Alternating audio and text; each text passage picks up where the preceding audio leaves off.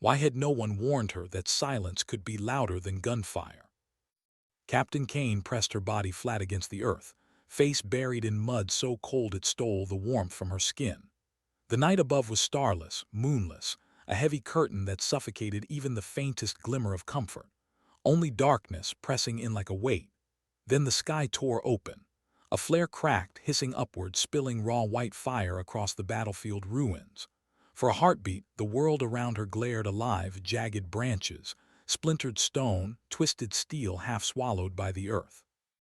The glare washed her team in ghostlight, rifles pressed tight against the ground, every chest heaving against the pull of fear. She raised her fist, sharp, decisive, the movement barely visible in the chaos of light and shadow, yet her team froze instantly, obeying as if their lives were tethered to the angle of her hand. In truth, they were. The flare bled out, plunging the terrain back into black. The silence returned, thicker now, louder somehow. She lay still, cheek grinding into grit, and listened. There it was, faint at first, then building, the slow thump of rotors rolling across the distance. A sound more animal than mechanical, more predator than machine. It grew in her chest before it reached her ears. She knew that rhythm too well. Gunships hunting. The kind that circled with patience, with confidence, because they had already smelled blood. She counted seconds between reverberations, steadying her mind. Not too close yet, not passing over them, still hunting somewhere beyond. When the rhythm dulled and shifted, she lifted her hand again, motioning the team forward. The mud sucked at her boots with every step, as if the earth itself meant to hold them back. Each pull forward demanded a wrench of muscle, a refusal to sink. Her body armor trapped stale sweat against her chest and back, clinging even in the cool of night. Every breath she drew carried the faint tang of metal, phantom echoes of cordite and blood, reminders of hours already lost to someone else's fight. The beacon crackled softly in her ear, fragile and uneven. Static swallowed half the pulse, leaving a broken rhythm that reminded her just how little time they had left. She glanced at the small display strapped to her wrist. The numbers dipped lower, jittering as if the signal itself was afraid to die. Her stomach tightened. The pilot's chance of survival dwindled with every flicker. Not that she needed reminding. Every movement forward matters, she told herself silently. Every breath presses against the clock. It wasn't just a thought. It was a creed, one carved deep by years of training, sleepless nights, and moments when hesitation had cost more than she could ever admit aloud. That others may live. It sounded noble when written on the walls of a training hall. Out here, it was heavier than armor, heavier than the rifle clutched against her chest. It was the weight of every man and woman who had walked before her, ghosts pressing on her shoulders as firmly as her own gear straps. She raised her hand again. The team halted. The path ahead had collapsed into a shallow gully, too exposed, too close to an enemy road she could not see but could feel. A broken tree trunk lay across their way, bark stripped bare, roots clawing skyward like skeletal fingers. She waited, counting seconds between searchlight sweeps in the distance. Then, with a wave low and deliberate, she sent them crawling into shadows. Every detail mattered now. She watched her medic shift his pack, careful to stifle the rattle of loose gear. Watched clouds of breath puff and vanish quickly into the cold, even the scrape of fabric against fabric in her ears until it sounded like betrayal. They had to be ghosts. And ghosts, she reminded herself, did not stumble. Another flare cracked, this one red, searing across the heavens. The light spilled like blood into the gully, glinting off broken glass scattered across the earth. Cain pressed herself flat, chest crushed into mud, her cheek grinding into icy grit. Her heart pounded so hard she swore it might break through her ribs, but the red light passed. The dark returned. The beacon pulsed again, faint, uneven, but alive. She let that rhythm anchor her. Each flicker a reminder. Someone waited ahead, clinging to hope in the black. Someone who believed rescue would come, even if belief was already breaking. She ignored the cold in her arms, the ache in her calves, the sting behind her eyes. The pilot lived. That was enough. She looked up as rotors groaned across the tree line, sound vibrating through leaves that shivered like nervous sentries. Her mind mapped shadows against open ground, escape angles against death traps. Fear pressed in at the edges, eager to claw free, but she locked it down. Her breathing steadied. Forward was the only direction left. She closed her fist and signaled the team again. They rose as one, silent obedience born not from fear but trust. Every movement precise, hammered into them through years of discipline. The mud clung, the night pressed, the hunters circled above, yet her focus never wavered. Because they followed her. Every step closer to that beacon wasn't just survival. It was a vow made flesh in the darkness. And Cain carried it in her chest, not as sound but as promise. Branches clawed at her sleeves and helmet as the forest tightened around them, as if even the land meant to restrain their progress. The beacon crackled weaker, nearly lost. They moved through ruins where walls jutted like jagged teeth, each crumble of stone threatening to betray them. Cain's hand shot up again, crouching low as a gust carried the growl of distant engines. She froze, breath shallow. The sound faded, for now. Then another flare, white this time. The ruins burned in sudden clarity. Shadows stretched like skeletal arms, mud glittering like oil. She pressed against a broken wall, signaling the others to stillness. When darkness reclaimed the field, it felt heavier. Punishment for daring to look too closely. She checked her wrist display. Digits trembled, flickering like a candle flame, ready to die. Static filled her ear, too loud, too jagged. She clenched her teeth, forcing it aside. Then voices. Rough, foreign, close. Cain dropped her palm flat, motioning down. Her team slid into the muck without hesitation. Flashlights bobbed through trees. Beams carved cruel lines across the dark. Her cheek pressed against damp leaves. She counted boots, 3, maybe 4. Their gear rattled faintly. Her finger curled around the rifle's trigger, but she stayed still. Killing them now would only bring more. Her medic shifted, too loud. Her hand touched his shoulder, firm, steadying. He froze. The patrol lingered, passed within yards, boots splashing shallow water, voices murmuring, then finally drifted away. Relief was slow, shallow. It spread through her team in silence. She waited 30 more seconds before moving them on, crawling like shadows through undergrowth until distance thinned the sound. No one spoke. Nothing needed to be said. But every silence was heavier now. The swamp met them next. A stretch of reeds swaying in cold wind, water rising into their boots. Each step a slow drag, stinking of rot, clinging at their throats like sickness.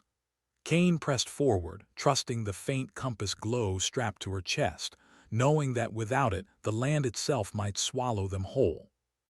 Another flare split the sky. Red. Reflected against water, the swamp lit like a burning lake. The light washed across helmets and rifles. Cain dove flat, body submerged in muck. Her team followed, sinking into filth until the red faded, leaving them stinking, drenched, unseen. Her radio hissed again, the beacon nearly gone. She turned the volume down, not a distraction, not now. That pulse was a heartbeat, fragile yes, but real. She would not let it be silenced. Every second gnawed at her, teeth invisible but sharp. They pressed on through rubble fields where slabs of stone jutted like tombstones. Diesel fumes drifted on the wind. She froze, vehicles close, engines idling maybe. She lifted her hand, crouching low until the smell faded. One man glanced at her, eyes wide through lenses. She nodded once. Calm, steady. He exhaled, barely audible, and followed. Her calm was a mask, one she wore so tightly it sometimes felt like part of her skin. Inside, she measured time against terrain, survival against silence.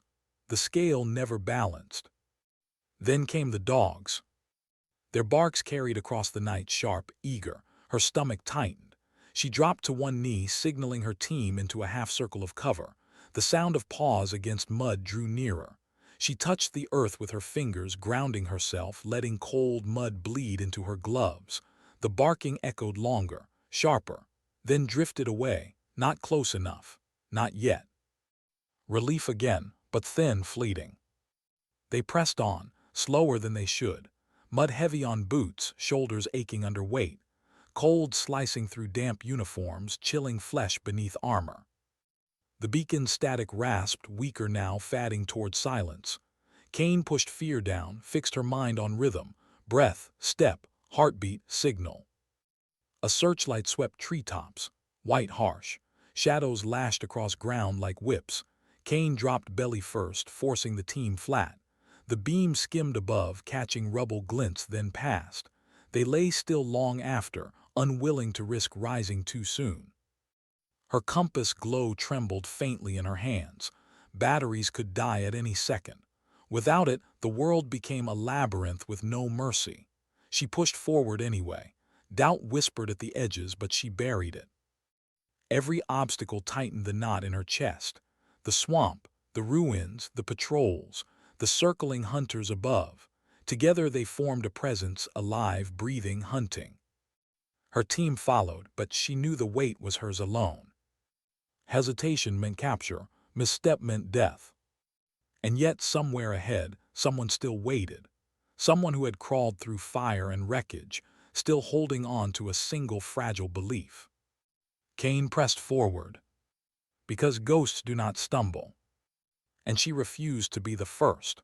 Why had no one spoken when the signal had begun to fade?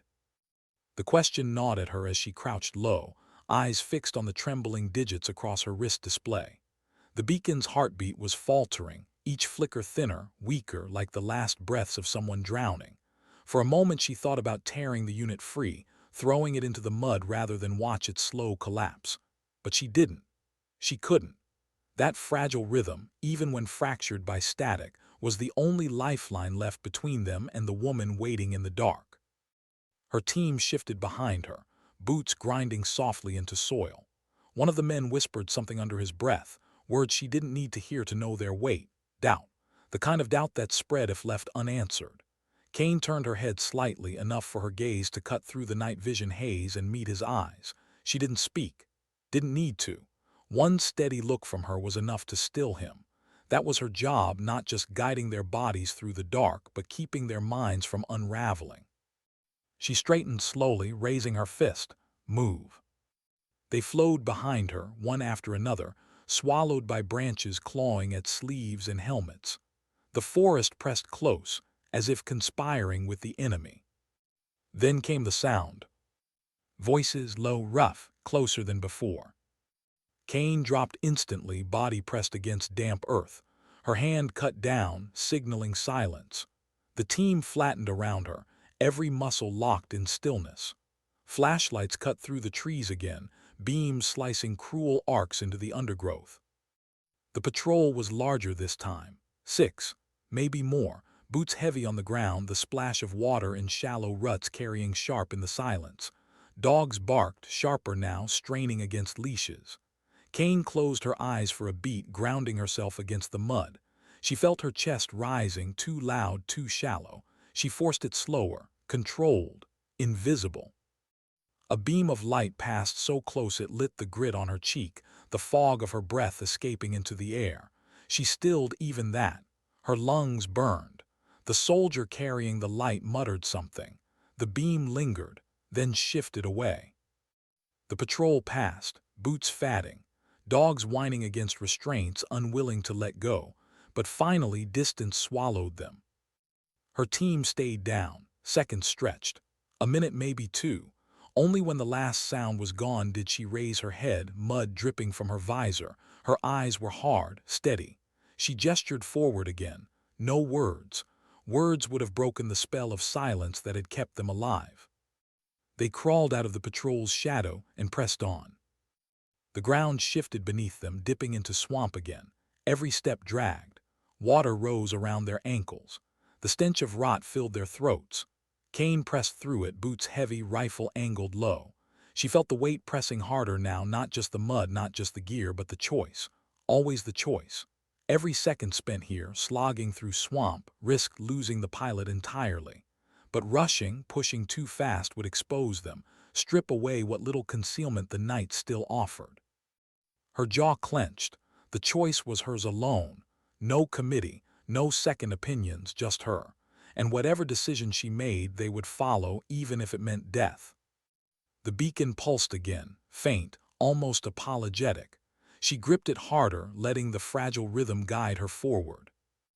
They reached higher ground at last, the swamp falling away behind them. Ahead, rubble fields stretched in jagged heaps, shattered walls, collapsed concrete, the bones of a war long finished but never buried. The landscape groaned under their steps, gravel shifting with faint crunches that seemed to echo into the night. Cain motioned them slower, each man picking steps like dancers across glass. A wrong move here would not just mean noise, it would mean exposure.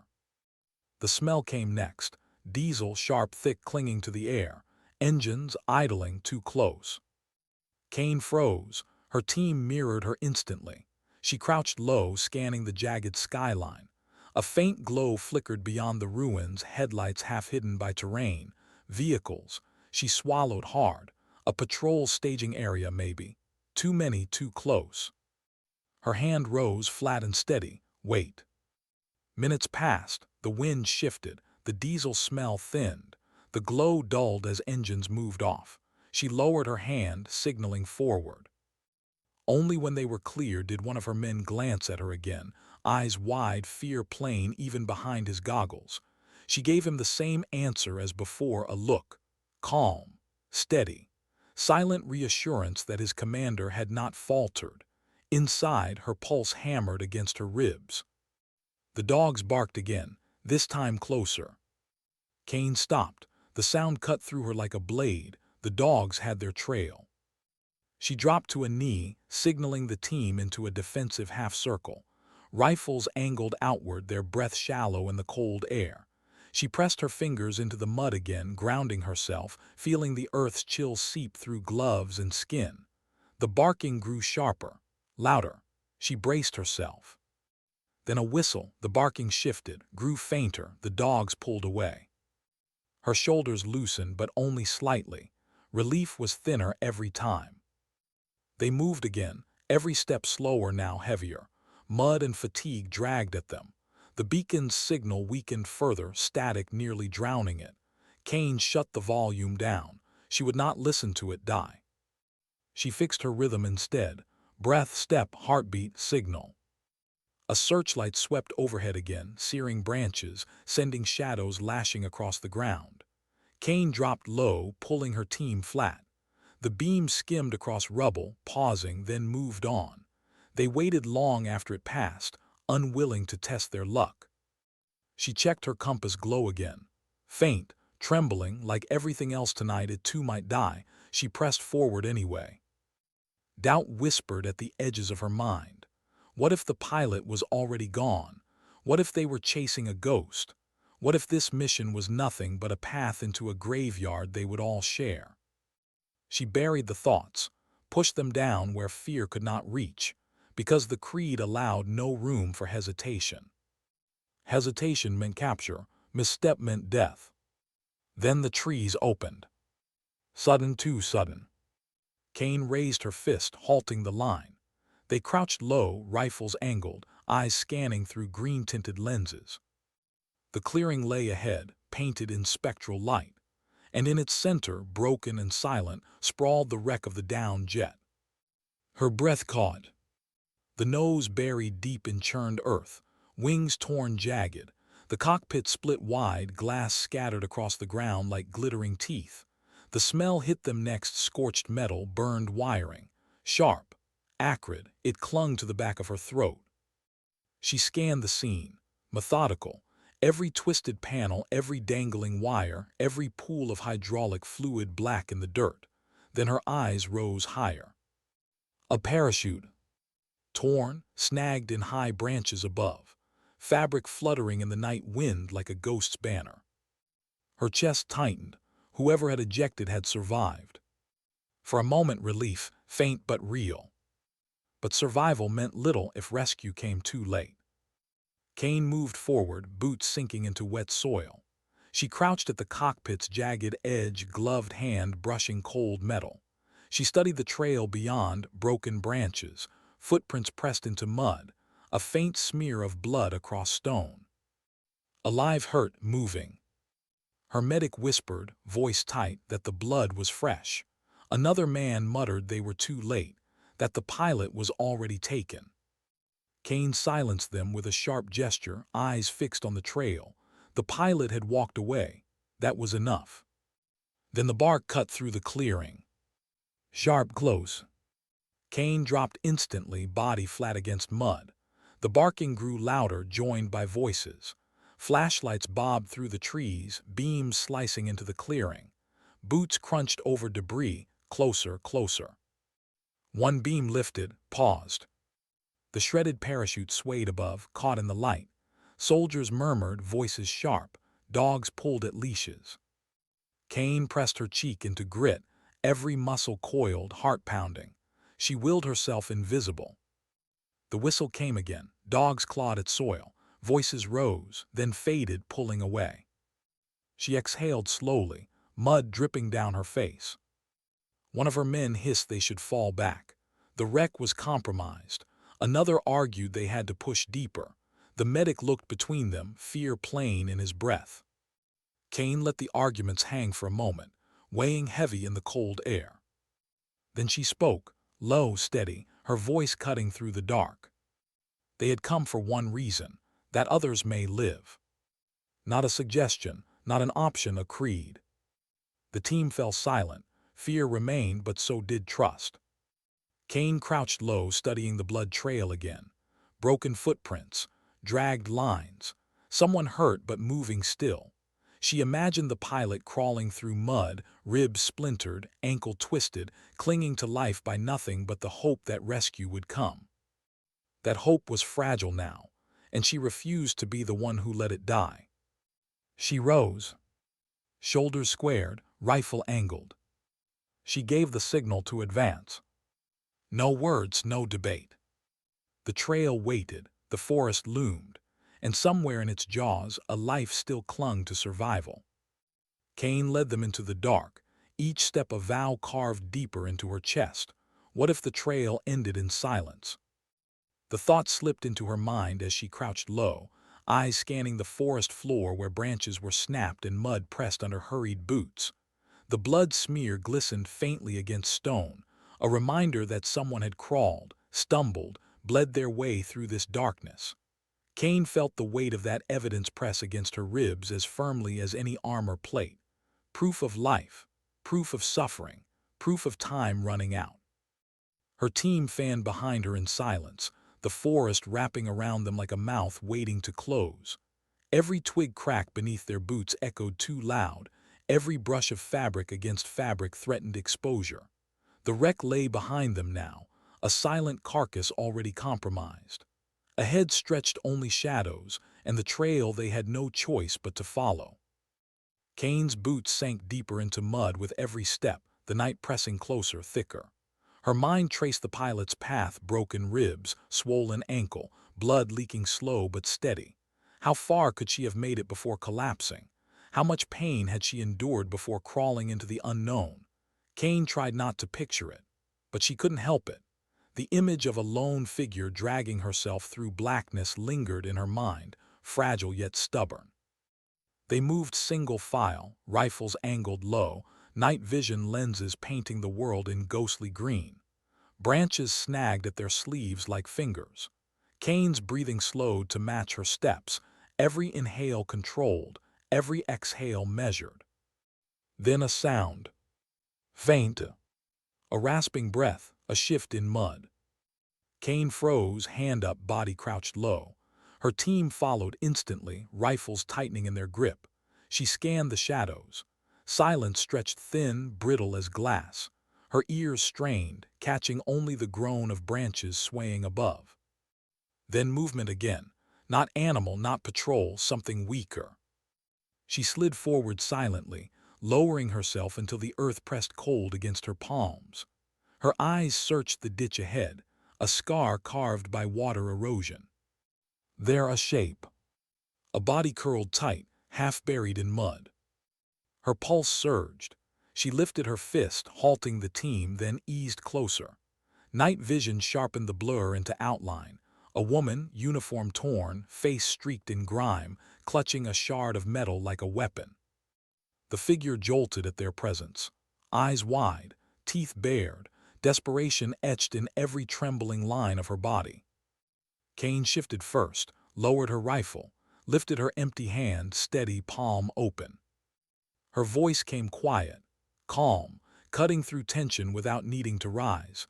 She spoke the pilot's name, words heavy with command, promise, and something deeper, assurance. The woman froze. Confusion flickered across her face, replaced by recognition. Relief poured into her eyes like floodwater breaking a dam. The shard of metal slipped from her grip. Cain closed the distance, dropping to her knees. Mud splashed against her gear as she moved, quick, precise, hands already working. The pilot was shaking, every shallow breath carrying pain. Her uniform was caked in filth, lips cracked, skin pale beneath streaks of blood. She tried to sit but collapsed instantly, clutching her side with a sharp cry. Cain's gloves pressed against her ribs, broken, shifting under touch. The pilot hissed, eyes squeezing shut. Cain shifted lower, checking the ankle. Swollen, useless. Running was no option. She snapped open her with one hand, laying out bandages, splint materials, water packets beneath the pale glow of a light.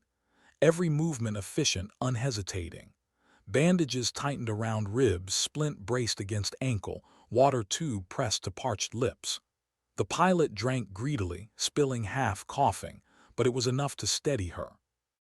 Cain's hand lingered on her shoulder longer than necessary. Reassurance in touch, where words might fail. "I thought you wouldn't come," the pilot whispered, voice cracked, trembling. Cain's jaw tightened. Her answer was quiet, certain. Leaving anyone behind was never an option. The pilot's eyes closed briefly, tears cutting thin lines through the mud on her face. Then opened again, determination flickering where despair had lingered. The team shifted formation around her, moving without question. Two men crouched, lifting her arms across their shoulders, carrying her weight. No complaint, no hesitation. Cain rose, scanning tree lines, rifle angled. Every shadow was a threat now, every second stolen. They moved forward, the pilot in their center. Each step was slower, heavier, branches cracking louder, mud clinging thicker.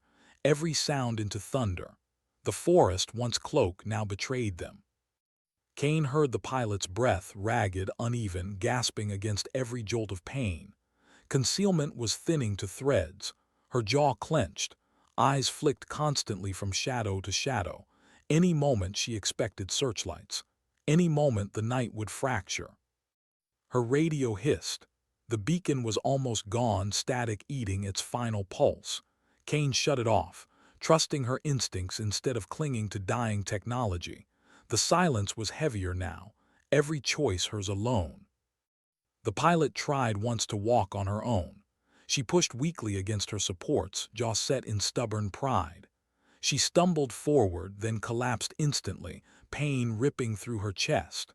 She pressed her forehead into the mud, teeth gritted, refusing to cry out.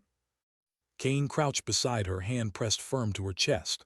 Not unkind, anchoring, authority wrapped in quiet.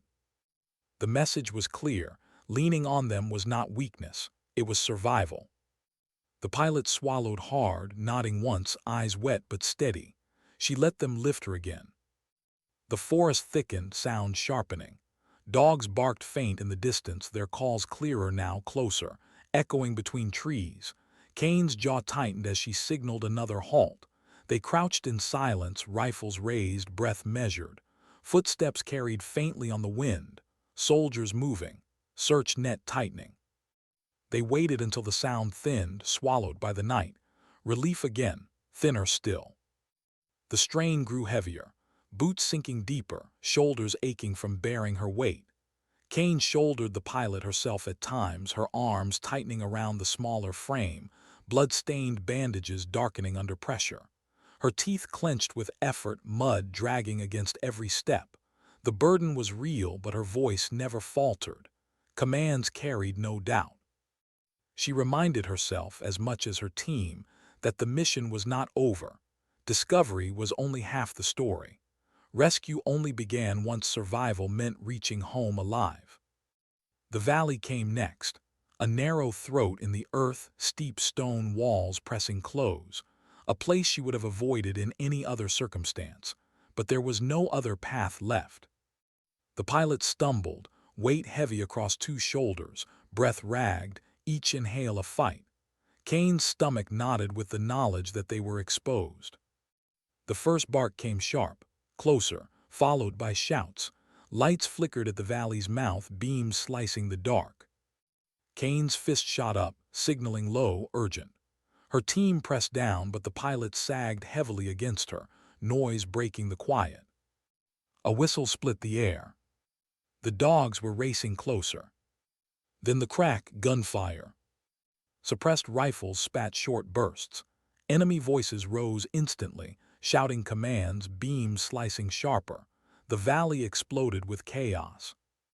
Cain's voice cut through, clipped, commanding, "Cover fire," shifting arcs, precision born of discipline. Her team responded without hesitation, rifles chattering into the night. Tracer rounds carved fiery lines overhead. Dirt exploded at their feet. Stone splintered. Ricochets screamed off the walls. Cain's fingers squeezed bursts, her muzzle flashing, driving them deeper into the valley. Sweat burned her eyes. The pilot clung to her, fingers digging into fabric, helmet cracked, visor smeared with mud and blood.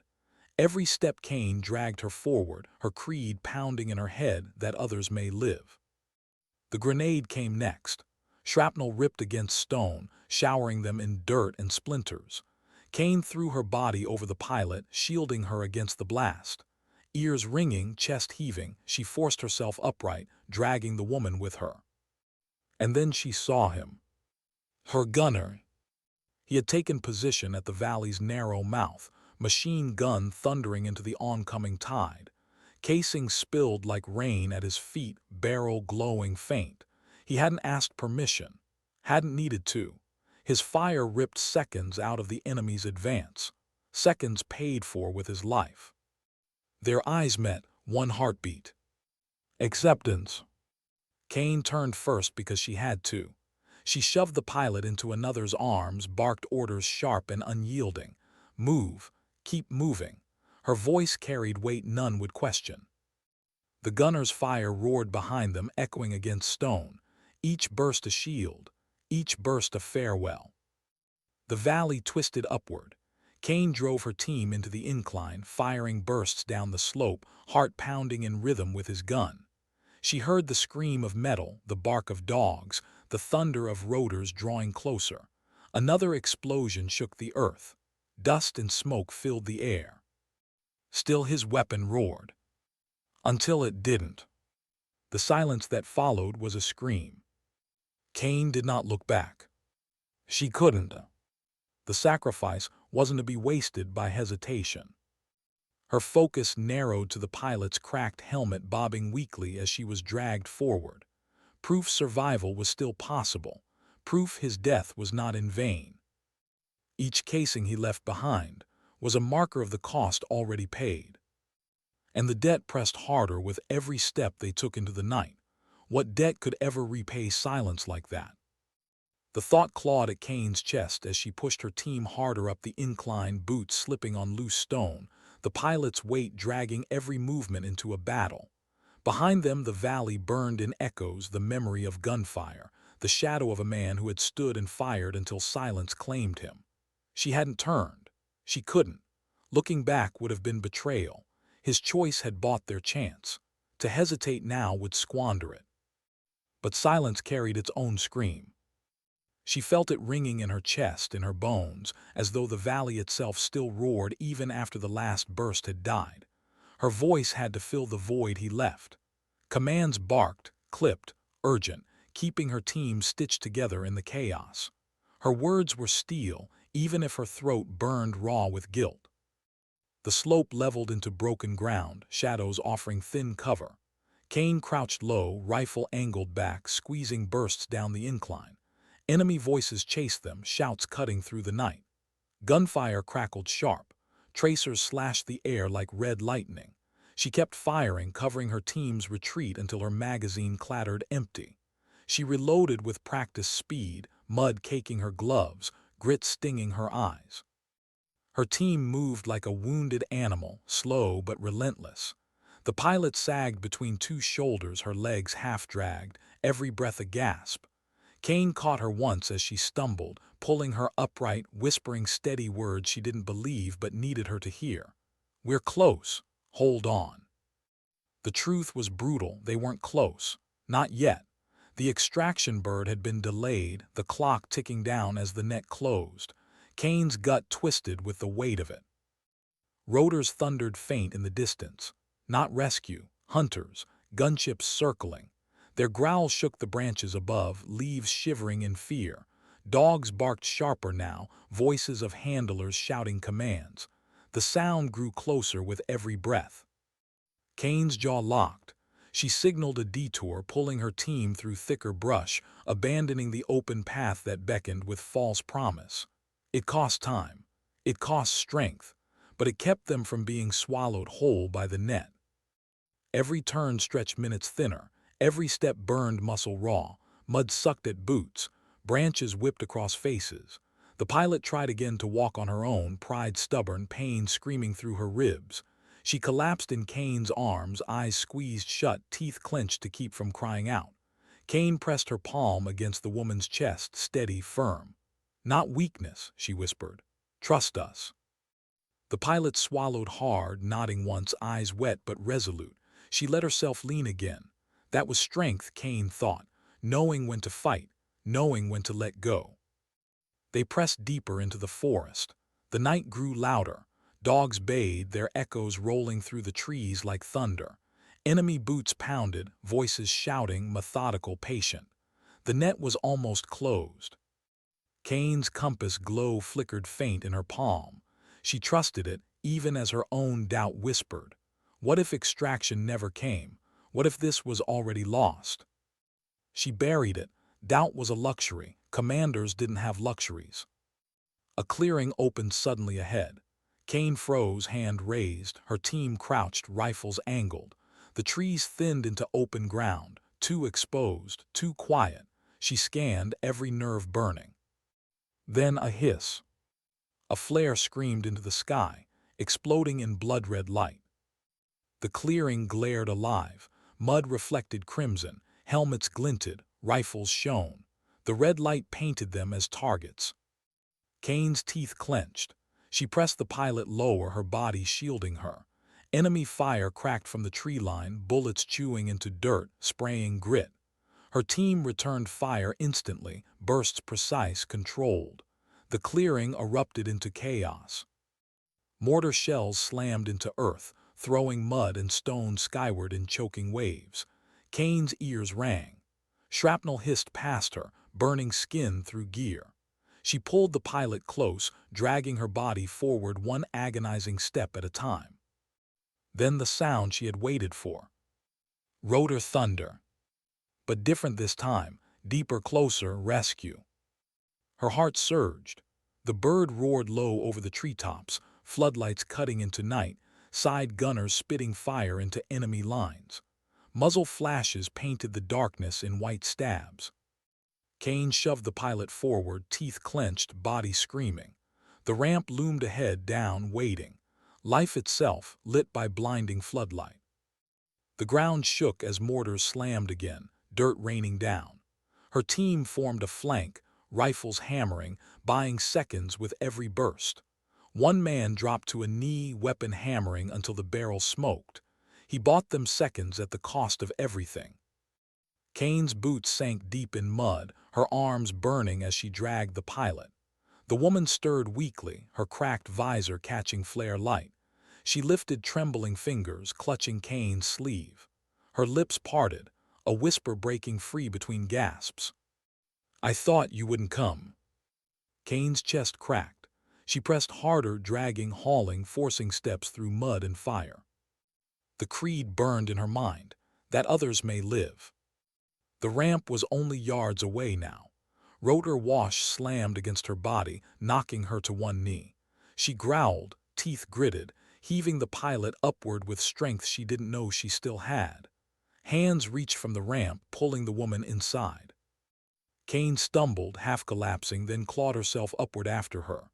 Mud streamed from her gear, grit stung her teeth. The ramp clanged shut behind them, sealing the night outside.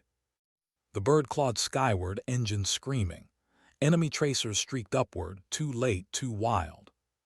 But not all threats were behind. A shadow rose on the horizon. Gunship, enemy bird. Its cannons swiveled, spitting sparks, death already turning its gaze toward them. Cain braced, heart hammering. Then salvation screamed overhead. Escort jets tore the sky apart, missiles streaking. Fire blossomed against black. The enemy bird vanished in smoke, torn apart before its guns could bite. Inside the helicopter, Cain sagged against cold metal, chest heaving, sweat streaking her mud-stained face. The pilot clutched her sleeve still, trembling, half-conscious but alive. Cain closed her eyes, let the weight settle. The mission was done. But the silence of sacrifice would never leave her. Survival had been torn from fire, paid for in blood. And as the bird carried them home, Cain knew victory was not celebration. It was debt. Why did the silence feel heavier inside the bird than it had in the forest? The ramp clanged shut, the world outside sealed away by metal and speed. But the noise didn't vanish. It pressed harder. Rotor wash thundered above, side gunners barked bursts into the night, empty casings rained against the floor. And yet for Cain, silence roared louder than all of it. The pilot clutched her sleeve, her grip trembling, slick with blood and sweat. She was half-conscious, visor cracked, lips split, but her eyes fought to stay open. She breathed in short, ragged pulls, each one a battle. The medics tore into their kits, cutting fabric, pressing gauze, injecting pain relief. Cain hovered at her side, one gloved hand still resting on her shoulder. The woman's grip wouldn't let go. "I thought you wouldn't come," the pilot whispered again, faint as smoke. Cain swallowed hard, throat too tight for words. She only squeezed her hand. That had to be enough. The helicopter jolted as tracers cracked through the air, sparks clawing at the fuselage. Side gunners fired back, their muzzles flashing hot, the noise rattling Cain's teeth. The pilot flinched at every impact, her body already straining against pain. Cain leaned close, voice steady, quieter than the chaos. "Hold on, you're safe now. Just hold on." But Cain knew the word safe was a lie. Nothing about this was safe, not yet. The bird banked hard, flinging them sideways. Cain braced against the bulkhead, shielding the pilot with her body until the angle leveled out. She felt the woman's grip tighten, desperate, fingers digging through fabric as if Cain herself were the only thing tethering her to life. Cain stayed still. Let her. Some burdens were meant to be carried. Minutes stretched like hours.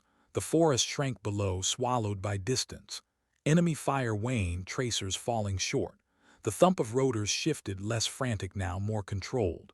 The gunners checked their ammo, muttered clipped words, hands still tight on their weapons. One of Cain's men slumped against the wall, blood streaking his sleeve. Another's helmet was cracked, chin tilted low, eyes shut. No one spoke. Cain finally let herself lean back, pressing her head against cold metal. Her arms ached. Her legs burned. Every muscle screamed. She stared at the floor, at mud streaming off their boots, at blood pooling thinly against the grooves in steel. She thought of the valley. The silence after the gun stopped. Her chest tightened. Her eyes burned. She clenched her jaw until the taste of iron filled her mouth. She told herself he had chosen. He hadn't looked back, hadn't hesitated. He had given them seconds, knowing full well what they would cost. She told herself it was valor, that his death had meaning. But deep inside, she knew the truth weighed darker. He had made that choice because she had led them into the valley, because there had been no other path. That was her burden, not his. The creed didn't write that part down. The medics barked updates. The pilot's pulse thready but holding, ribs bound, ankle splintered, fluids running through an IV now taped to her arm. Her helmet was removed, revealing mud-caked hair, streaked with sweat and blood. Her eyes fluttered open briefly, settling again on Cain, always on Cain, as if afraid that letting go of her gaze would mean being left behind once more. Cain lowered her head close. "You're going home." The pilot's lips moved, faint words Cain could barely hear above the engine roar. "Don't let me die here." Cain shook her head once firm. "Not tonight." The bird roared on. The sky began to pale faintly at the edges, dawn a smear of gray bleeding into black. By the time the base came into view, Cain's body felt carved from stone, every movement stiff, unyielding. The ramp dropped before they had even fully touched down. Medics surged forward, wheeling stretchers, shouting orders. The pilot was lifted carefully, rushed away under a halo of fluorescent light. Cain stood at the edge of the ramp, boots planted on steel, eyes following until the stretcher vanished beyond the floodlights. Her chest felt hollow. The sudden absence of weight, no pilot clinging to her, no valley pressing behind, no gunfire splitting the night left her unmoored. One of her men muttered something behind her. Another clapped a mud-streaked hand on her shoulder. She didn't move, didn't answer. She just stared at the empty stretch of tarmac where the stretcher had disappeared. The base was alive with noise. Engines shouted commands, the clatter of equipment. Yet inside her chest the silence returned, louder now. Hours later, after debriefings reduced the night to cold words and clipped reports, Cain sat alone on the edge of her bunk.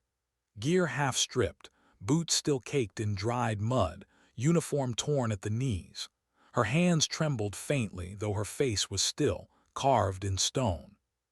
She could still hear it, the machine gun, the rhythm of each burst, the way it faltered at the end. She pressed her palms against her eyes until color bloomed in the darkness. She wanted to scream, wanted to let the guilt spill free, but no sound came, only silence.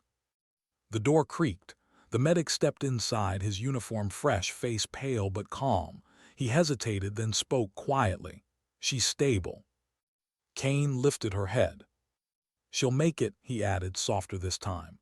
"Broken ribs, fractured ankle, dehydration, but she's alive. She asked for you." Cain stood, her legs stiff, heavy. She followed without a word. The infirmary smelled of antiseptic and iron. Machines hummed. Monitors beeped. The pilot lay on a cot, bandaged, IV lines running, oxygen mask pressed to her face. Her eyes opened slowly as Cain stepped inside. They softened. Relief washed across her features like a tide breaking on sand. Cain pulled a chair close, sitting without ceremony. She said nothing. She only reached out, resting her hand gently against the pilot's wrist where the IV line traced pale veins. The woman's fingers shifted, curling weakly around hers. No words passed, they weren't needed. The pilot's eyes closed again, exhaustion pulling her under. Her grip stayed. Cain sat still, letting the silence speak. Hours bled away. Nurses moved in and out, adjusting lines, checking vitals. Cain barely noticed.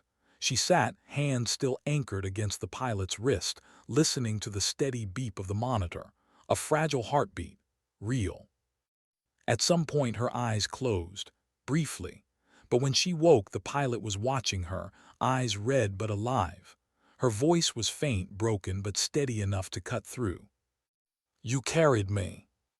Cain swallowed. "We all did." The pilot's gaze didn't waver. "But you didn't let go." Cain felt her throat tighten. She had no answer for that, none that wouldn't shatter her silence. The pilot's eyes softened. "Why?" Cain looked at her, held the gaze, and finally spoke, voice low, gravel raw from nights without rest. "Because hesitation kills, and because you still had breath left, that was enough." The pilot's eyes glistened. Tears cut tracks through the grime still clinging to her skin. She closed them again, whispering faintly, "Thank you." Cain sat back, shoulders heavy. Her chest ached with something she couldn't name, pride, grief, exhaustion, guilt, all tangled into one knot pressing under her armor. She stared at the sleeping woman, at the steady rise and fall of her chest. And for the first time since the mission began, she let herself breathe fully. It wasn't peace, it wasn't relief. It was survival, paid for in blood. And the debt would never leave her. How did survival feel heavier than dying? Cain sat in the debriefing room, fluorescent lights buzzing overhead, the table cold against her forearms. The air smelled of burnt coffee and stale paper. Her uniform was clean now, mud scrubbed away, wounds dressed, but nothing about her felt lighter. The commander across from her asked questions, his voice steady, detached. Dates, times, routes, enemy numbers. His pen scratched across the page, reducing chaos to neat lines of ink. Cain answered every question with precision. Her voice was calm, flat, clipped. A machine could have spoken the words. Not once did she mention the sound of the gun slowing. Not once did she say his eyes had found hers in the valley. Not once did she let her throat tremble when she thought of the silence that had followed. Because none of that fit on their forms. When it ended, the commander dismissed her with a nod. "Good work, Captain." "Good work." She left the room with her jaw clenched, her boots striking the floor harder than she intended. Good work. The words dug into her like shrapnel. In the barracks, her men sat scattered on bunks, stripped of gear, wrapped in exhaustion. One had his head bowed, hands pressed together, lips moving in silent prayer. Another stared at the wall, eyes glassy. The medic cleaned his rifle slowly, motions mechanical, as if the act itself kept his hands from shaking. Cain stepped inside, their eyes lifted. Silence hung heavy, they didn't speak, neither did she. She set her rifle against the wall and sat. That was enough. The night pressed on, base lights glared through thin curtains, sleep eluded them all. When the medic finally broke the silence, his voice was low, fragile. "He bought us time." Cain met his eyes, saw the question he didn't voice, was it worth it? She didn't answer, she couldn't. The creed had no section for balance sheets. Later, when darkness softened into the pale gray of dawn, Cain left the barracks and walked the length of the airstrip alone. Jets crouched like predators in the light, their wings heavy with shadow. The morning wind cut sharp across her cheeks, carrying the faint scent of fuel. She walked until her legs ached, until the hangars fell behind her, until the base stretched silent. Only then did she stop, her breath fogging faintly in the cool air. She thought of the pilot lying in the infirmary, ribs bound, ankle braced, alive because Cain had refused to stop. She thought of the gunner, alone in the valley, his weapon roaring until silence swallowed him. The weight pressed harder. For every life carried home, another was left behind. Her hands curled into fists. Was that balance? Was that survival? The question cut deeper than bullets. Cain returned to the infirmary. The pilot was awake this time, propped against pillows, her face pale but her eyes sharp. The bruises stood dark against her skin, but there was strength in her gaze. Cain stepped closer. "You stayed," the pilot said softly, her voice still ragged. "All the way." Cain nodded once. "You lost someone," not a question. A statement spoken gently as if numbing it mattered. Cain's throat tightened. She looked away, eyes fixed on the window where sunlight bled across the sill. "Yes." The pilot's hand shifted, reaching weakly toward hers. Cain let her fingers close around it, the grip light but real. "He chose," the pilot whispered. "You didn't take that from him." Cain swallowed hard. The words cut both ways, comfort and blade. "I still led him there," Cain murmured, voice barely audible. The pilot's lips pressed tight, her eyes never leaving Cain's. "And you led me out." The silence stretched. Cain let the words sink, heavy, sharp. It wasn't forgiveness, it wasn't release. But it was truth. Days blurred. The pilot's recovery was slow, each step a battle. Cain visited often, sometimes with words, sometimes with silence. The woman always seemed to know when Cain needed to sit without speaking. At night, Cain returned to the barracks where her team's grief lingered like smoke. They spoke little. They carried on with drills, with repairs, with routines, because routine was the only shield against collapse. But silence carried into all of it. One evening, Cain sat alone in the chapel at the edge of base. The room was empty, the air cool, candles burned low. She sat in the last pew, hands clasped loosely, her gaze unfocused on the altar. She didn't pray. She listened. Listened for the sound of a machine gun in the valley, for the echo that still lived in her chest. She heard nothing, only silence. But silence had become the loudest sound of all. She left without lighting a candle. Later, back in her quarters, she found the pilot's file waiting on her desk. A clerk must have delivered it, details of injury, recovery timeline, transfer orders. Cain stared at the papers without reading. The words blurred. What did it matter what box the system ticked? The truth wasn't in ink. It was in the grip on her sleeve. It was in the whisper, "I thought you wouldn't come." Cain sat back, her eyes burning. The pilot was alive. That mattered. That had to matter. But the silence of the valley would always speak louder. She lay down without undressing, the bunk hard beneath her. She closed her eyes. Sleep didn't come. When morning returned, she rose, dressed, and walked the perimeter of the base. The sun crept higher, burning mist from the ground. The forest stretched beyond the wire, the same one that had swallowed them whole and then spit them back out. Cain studied its edge, her jaw tightening. It looked harmless now, quiet in daylight, but she knew better. The ground out there held echoes, ghosts, choices carved into mud and stone. She touched the fence briefly, fingers curling against steel, then turned away. Inside the base, routine pulsed. Soldiers moved in formation, engines roared, radios cracked with chatter. Life went on. But Cain carried silence with her, the kind that routine couldn't touch. And she knew it never would. Why did the weight feel heavier after the bullets had stopped? The days moved on, but the silence never did. It clung to the base like mist that refused to burn off, settling in corners, lingering in the rhythm of footsteps across concrete, echoing in the clatter of trays in the mess hall. Cain felt it in her chest every time she crossed the barracks, every time she glanced at the bunk left empty, the gear stored neatly in a locker no one touched. The men carried it differently. One polished his weapon until the metal shone, as if reflection could blind grief. Another trained harder, longer, punishing his body because pain meant he was still alive. The medic spoke less than before, his eyes always tired, his hands always moving, as though still binding wounds that weren't there. Cain carried it by walking. She traced the base perimeter at dawn and again at night, boots grinding gravel, mind counting steps as if numbers could steady her. But the valley never left. The bursts of the gun, the final silence, the look they had shared, they lived in her bones. And yet each time she reached the infirmary, the weight shifted. The pilot was still there. Her recovery was slow but relentless. Bandages wrapped ribs that rose and fell in shallow rhythm, her ankle braced, her body weak but stubborn.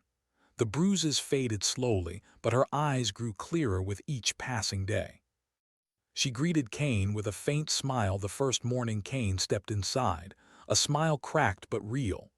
"You again," she rasped, her voice stronger than before. Cain pulled the chair close. "Me again." "You don't have to keep coming." Cain said nothing. She simply sat, letting silence answer. The pilot's eyes softened. "I know why you do." Cain glanced at her, steady but unreadable. "Because you carried me," the woman whispered, "and part of you doesn't believe it was enough." Cain's throat tightened. She looked away, jaw clenching. The pilot shifted slightly, wincing at the pull of her ribs. But it was. Cain didn't respond. Instead, she reached for the water cup at the bedside, lifting it carefully, pressing it into the pilot's hands. The woman drank slowly, then passed it back with a faint smirk. "You're stubborn, Captain." Cain allowed the smallest breath of a laugh to escape her. Quiet, barely there, but real. Days blurred into weeks. Cain's visits became routine, unspoken. She brought small things sometimes, a fresh apple from the mess, a folded newspaper, a book she'd never admit she kept on her bunk. The pilot accepted them all with quiet gratitude, her hands trembling less each time. They spoke occasionally. Not much. The pilot asked about the team and Cain gave clipped answers. She asked about the valley and Cain changed the subject. But sometimes, when night pressed close and Cain lingered longer than usual, the woman shared fragments. "I thought I'd die there," she confessed once, her eyes fixed on the ceiling. "Crawling through mud, ribs stabbing with every breath, ankle useless. I thought rescue was a dream my mind made up before the end. And then you were there." Cain sat silently, her hand resting against the cot's edge. The pilot turned her head, eyes catching hers. "You didn't just come for me. You carried me when I couldn't walk. You didn't let me fall back." Cain swallowed. Her voice was low, steady when it finally came. "Because you still breathed, that was enough." The pilot smiled faintly, her eyes glistening. "You don't realize, do you? That's not just Creed, that's you." Cain looked away. The silence returned. But it felt different now. The pilot's resilience grew. She began sitting upright without help, then standing briefly with crutches, each step wincing but determined. Cain watched from the corner, silent witness to every grimace, every breath, every hard one inch forward. "You know what hurts the most?" the pilot muttered once, pausing after a shaky lap across the infirmary floor. Cain raised an eyebrow. "Not the ribs, not the ankle. It's knowing that while I'm learning to walk again, someone else won't."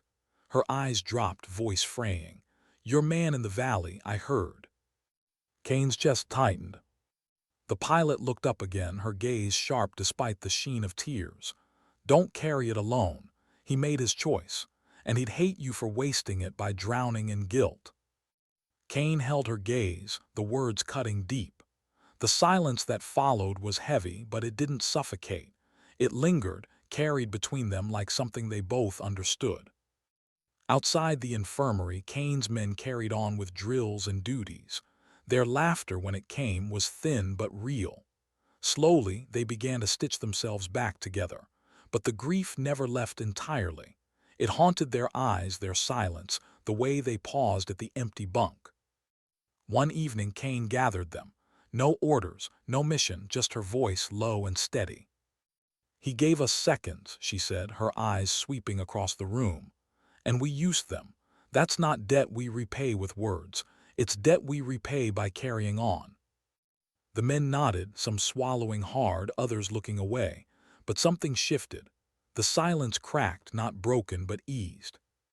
Later, Cain walked alone to the chapel again. She sat in the same pew, her hands clasped, her gaze unfocused. She didn't pray this time either. She listened. And for the first time, she didn't hear only silence. She heard the steady rhythm of boots in memory, the echo of trust in a look shared across a valley, the heartbeat of a pilot who had lived because they had refused to stop. The silence was still there, it always would be, but it no longer screamed. It simply existed like shadow beside light. Cain left the chapel with her shoulders heavier, but steadier. When she returned to the infirmary that night, the pilot was sitting upright, crutches leaning against the cot. She looked up at Cain, her lips curving faintly. "Tomorrow," she said, determination shining in her tired eyes, "I'm walking outside, even if it's just to the door." Cain nodded once. "I'll be here." The pilot's smile grew, soft but certain. "I know." For the first time in weeks, Cain let herself breathe fully. It wasn't peace, it wasn't freedom. But it was something close to hope. What did survival mean when silence lingered longer than sound? Weeks turned into a month. The forest felt distant now, the valley reduced to lines in official reports and diagrams on briefing screens. But for Cain, it was never gone. It was there each time she laced her boots, each time she shouldered her rifle, each time she passed the empty bunk that no one dared clear. And yet life pressed forward. The base lived, breathed, moved on. Engines still roared, orders still came, new missions still filled the boards. But Cain found herself at the infirmary door almost daily. The pilot's recovery had become ritual, small steps across sterile floors, each one a battle, each one an act of defiance. Cain watched quietly, arms folded, expression unreadable, but inside, every step the woman took eased a fraction of the weight pressing against her ribs. One morning, Cain entered to find the cot empty. Her chest tightened instantly, a reflex of panic, until she caught sight of her outside the door. The pilot stood on crutches, leaning heavily but upright. The air was cool, sunlight cutting across the base in clean white lines. The pilot's lips curved faintly when she saw Cain. "Told you I'd make it out the door." Cain let out a breath she hadn't realized she'd been holding.